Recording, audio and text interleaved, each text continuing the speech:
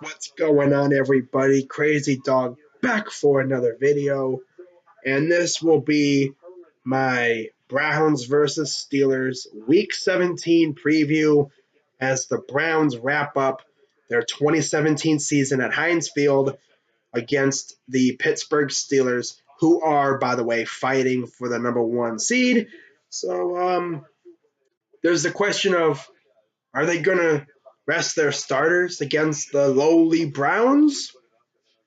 I mean, there's a possibility that they will, but then there's also the chance that they play their starters, which is kind of a risk because you do not want to see any of your good starters like Big Ben or Le'Veon Bell or even Martavis Bryant going down with an injury, much like Antonio Brown had a few weeks ago. That'd be the worst situation that you could be put in, losing another star player to an injury. That's the risk with playing your starters. But then again, you're trying to get the number one seed so you can have home field throughout the playoffs. Because I know one thing, Steelers fans don't want to see their team going to Gillette to face the Patriots.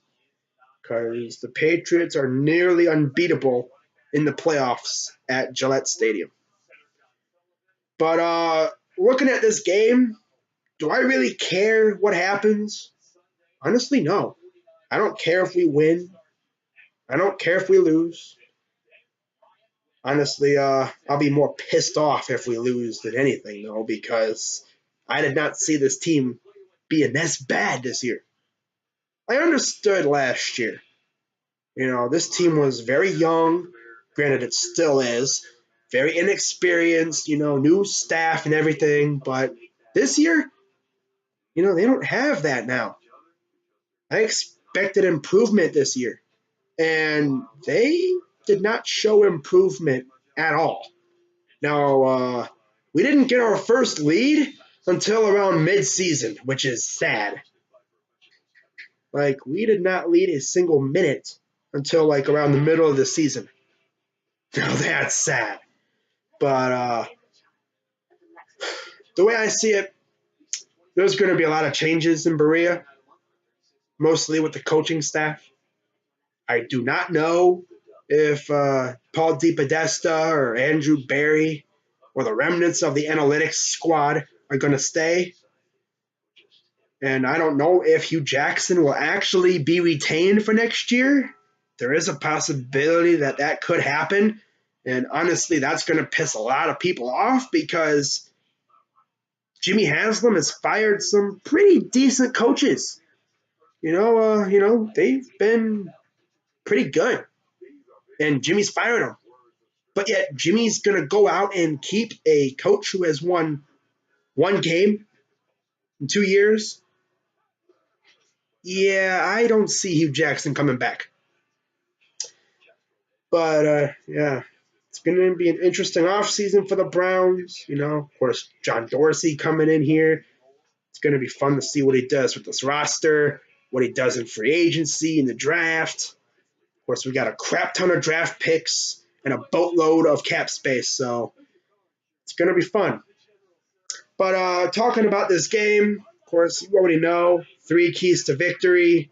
Yes, I do sort of think we have a chance at this game if the Steelers rest their starters. If they don't, we're not going to win this game for real if they play their starters. Because the way I see it, the Browns just don't care. They just want this season to be over with already, so they can, go on their vacations and go see their families and just get on with their off-season programs and stuff. But 3 keys to a Browns W this Sunday. Key number 1: get pressure on the quarterback. Although I doubt we're going to do anything. Although Myles Garrett will get a chance to maybe go after Big Ben. That'd be cool.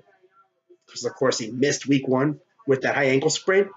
That'd be cool to see Myles sink his teeth into Big Ben.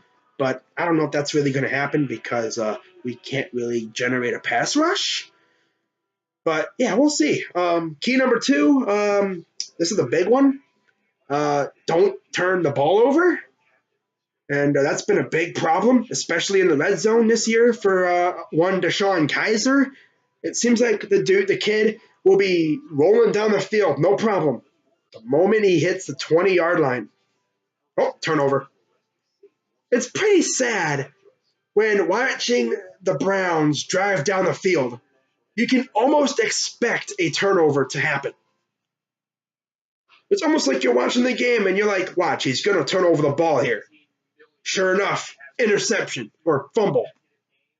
It's like you can almost see it coming. But yeah, I don't know really what to say. Kizer just has been absolute garbage. For real. And then key number 3, this is another big one. Take advantage of any opportunity you have in the red zone. I'd prefer touchdowns, but if you score, points is better than nothing. 3 points is better than nothing. So, if you ain't going to score a touchdown, at least get a field goal. Put points on the board. Although I would prefer touchdowns, but with this team, I don't even think touchdowns are even possible because this team sucks, for real. Coaching sucks. The play on the field sucks. Ownership sucks. Just everything about this team sucks. The logo sucks. The colors suck. The jerseys suck. Straight up everything. For real, man. It's bad. Could you imagine if the Browns were good? What would happen in this city if the Browns made the playoffs and played a home playoff game? They would be lit. But there's a problem. We suck. Oh, man. Now, my player of the game, my player to watch, I'm going to say Josh Gordon. Because he hasn't really been looking that bad since he came back. A lot of people were expecting him to kind of show a little rust. Well, he didn't. He hasn't looked like he's missed 3 years. He's looking good. We'll just see what he can put out there effort-wise, knowing that this season's pretty much over. Hopefully he can stay clean throughout the offseason and he can come back next year and really wreak havoc. Because everyone knows when Josh Gordon is on the field, he's the best receiver in the league. Miss me with that Antonio Brown bullshit. Or Julio Jones.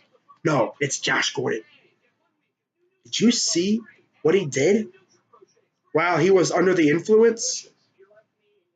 And he had Jason Campbell, Brian Hoyer, Brandon Weeden throwing him touchdown passes, throwing him passes in general. The dude had arguably some of the worst quarterbacks in history throwing him passes. And he was under the influence of drugs and alcohol, and he still put 1,600 yards up on the board. Yeah, he is definitely the best receiver in the NFL when he's on the field.